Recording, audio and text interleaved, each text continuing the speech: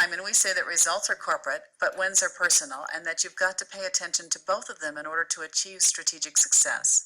Now we'll discuss two more elements of strategic selling: win results and ideal customer. But to utilize either one of these key elements effectively, you first have to understand the concept of winning. So we'll begin the discussion by defining that. Winning is a concept that seems easy to grasp, Steve, yet it's one that's often misunderstood. Many people, for example, use it as a synonym for victory or for coming out ahead of someone else. That's definitely not what we mean by it. Let's start by giving listeners our definition of winning. Winning is really pretty simple. What's difficult about winning is understanding whether somebody's winning and how they win.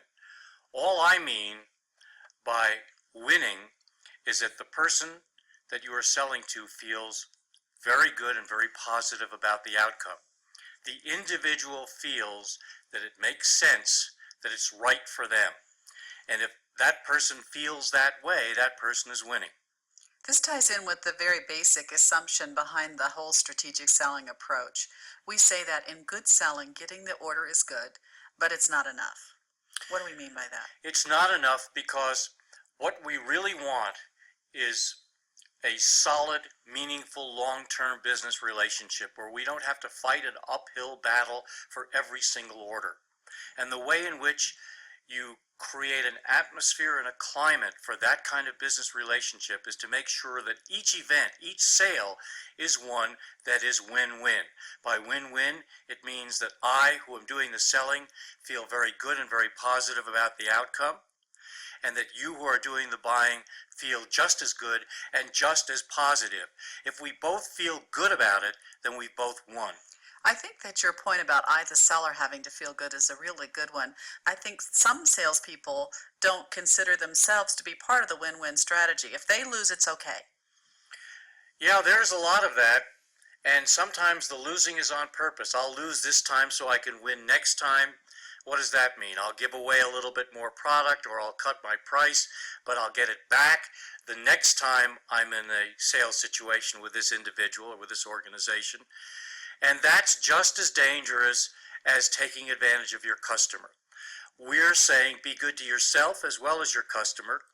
Make sure that the outcome is one that you are just as happy with and just as comfortable with as your customer. Because the reality is that if either one of you, or in cases where there are multiple people involved, if any of you are unhappy about the outcome, then you've got a situation where somebody's losing while somebody else is winning, or somebody is winning at your expense. And it doesn't matter whether the you is the buyer or the seller, the long-term impact of that is not a good one for a business situation. The kind of mutual satisfaction that you're describing is what we call an I win, you win outcome, or just a win-win outcome. It's where we'd like every sale to end up. Unfortunately, though, it doesn't always work out that way. There are three other possibilities that might occur even when you get the order and pocket the commission. We call these outcomes I win, you lose, I lose, you win, and I lose, you lose. Let's start with the first one, the win-lose outcome. The win-lose outcome, I win, you lose, if it's from the perspective of the salesperson, is I've got the order, I've got my commission, you bought what I wanted you to buy, and you don't feel real good about it. You feel you bought too much, or you didn't buy the right thing, or you paid too much, or whatever you feel like you've lost. Now, I win, you lose is very dangerous because ultimately it leads to the I lose, you lose quadrant.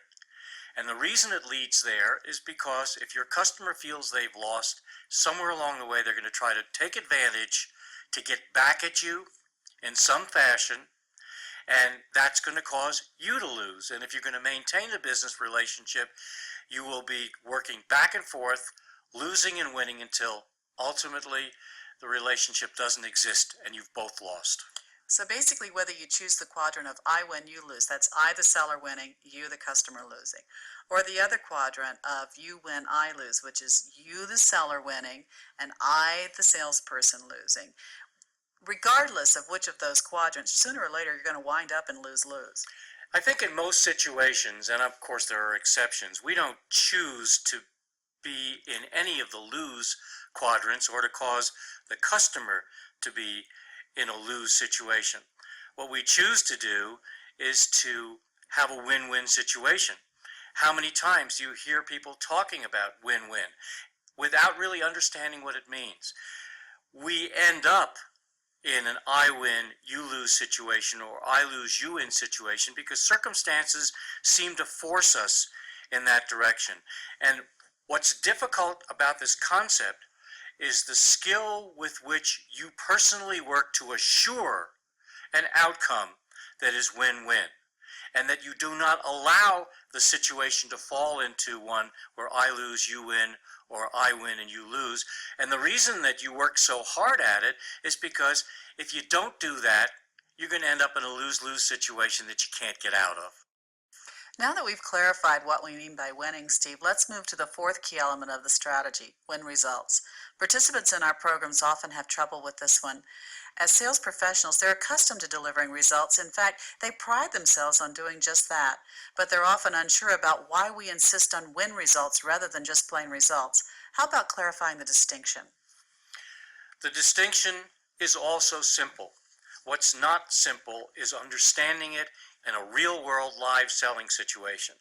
The distinction is merely that you're dealing with human beings, not computers. An individual human being that you're selling something to has a personal side and, if you will, a business side. They are looking for quantifiable, measurable, solid results that will positively impact their organization. But whether we want to admit it or not, that same person is also looking for an outcome that they feel good about, that they feel positive about, that they feel for themselves are the right decision. And a win is that feeling that I've done something right, that I've done it well, that I feel good about it. And the result is the tangible, measurable outcome that you're shooting for. Let me try to summarize what you're saying with an example. Something like reduced overtime, for instance, is a result, a corporate result. But there's only a win in that result if somebody sees it as enhancing his or her own self-interest. If a department manager wants the result so she can look more efficient to her superiors, then looking more efficient would be the win, and the reduced overtime would be seen as the win result. Yes, if an individual is looking, for example, to hire more staff, then one way to hire more staff to make my department bigger would be to reduce overtime. That would be a win. On the other hand, if the individual is looking at the situation to say, I can be a hero by cutting overtime, it's going to make me look good to reduce costs, then although the outcome, the result of the cutting of the overtime is the same, the rationale, that is the win part of it, could be very different from one individual to another. And I think that's where salespeople get hung up with just presenting results. They present the generic result and hope I will figure out which of the two things it will do for me.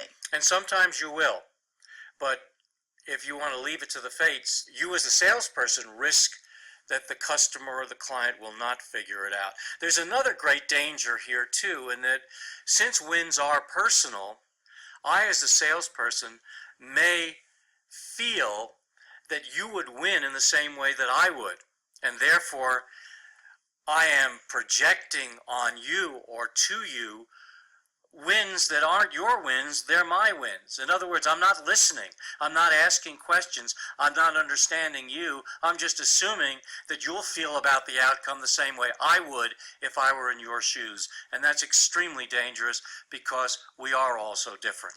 I think if we understand how important wins are, the next question would be, how do you determine how a buying influence wins? You can't always determine how someone wins. Unfortunately, that's the way that it is. Now, that should not prevent you from trying, however, because the better you understand the win, the more effective your sales presentation will be, because it will address that area as well as the results. You can find out how someone wins by asking them how they win. Maybe you don't use those words, but you ask something that will address how personally the outcome will impact them. Now, that may be uncomfortable for you, in which case you shouldn't do it. Or it may be uncomfortable for the buying influence, and you can find that out quickly enough, and perhaps you shouldn't do it in those instances. But you can also get coaching, and that's a way that is not done nearly often enough, and that has high payoff, because your coach probably will know how that buying influence feels better than you would. Some people feel that a third alternative might be to guess. I'm always a little leery about that because guessing to me is almost as bad as not knowing at all. If you are going to guess what the win is, then my suggestion would be to get coaching to confirm it. That would be an excellent idea. I would also take one of those red flags and put a great big one right next to your guess to continue to remind you that you're assuming about the win and that you don't know it for sure. And that should be visible until you have confirmed the win one way or another. A lot of salespeople display some resistance when you say to them, just ask them how they're going to win. It's really common for people to say, I can't do that, or that's too personal, or she wouldn't tell me. I know you've heard these objections too. What's your response? I think what's really important is that the buying influence wins. It is not that critical that you understand how the person wins. It is critical, however, that you understand that somehow or another the person does win. And if your coaching only gets you that far, you're still way ahead of where you'd be if you simply concentrated only on results. Actually, I find that a lot of people in programs don't know the specific results a buying influence is looking for. They might know some results that the group might look for, but they have not related the results to specific. And if you're going to look at the results to infer a win, then you better be sure that the results are correct.